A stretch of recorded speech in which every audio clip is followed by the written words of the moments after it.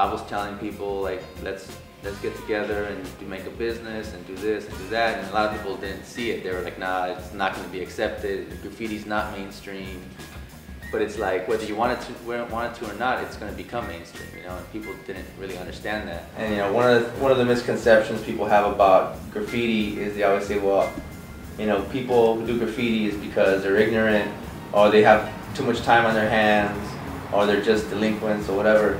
And I mean, I was running a 3.5 GPA. I was going to, you know, a really good private school. I was playing soccer at a high level. I mean, I had a bunch of stuff going on, and I still had a need to express myself and do graffiti. So, you know, that just proves that like graffiti has nothing to do with how much time you have on your hands or how smart you are or whatever. It's about the expression. Like maybe I want to flare it out a little bit, you know. Then it's just a matter of how you move your hand and how you manipulate your can. So like, hold it close, hold it far, and just keep the stroke going. The one thing I always remember is people just saying, you know, being an artist isn't a real job, you know. And now, after my success and after doing what I love to do and making a living at it, I mean, I work harder than most people I know. You know, I'm like, I get very little sleep. I put in like, you know, 15-hour days, and it's a really tough job, and it's a really tough living. But you know, when you're passionate about it, it really doesn't matter.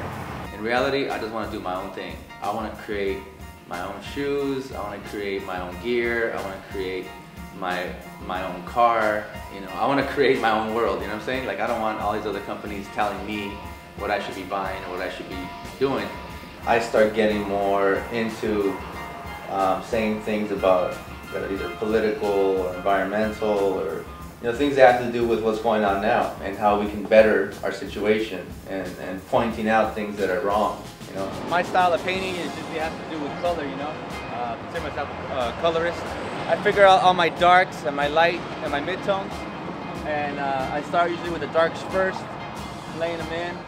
I start with like the darkest green or the darkest blue, and then build up, you know, the midtones, and then at the end hit it up with the lightest blues or the lightest pinks, just to give it kind of some of like reflection.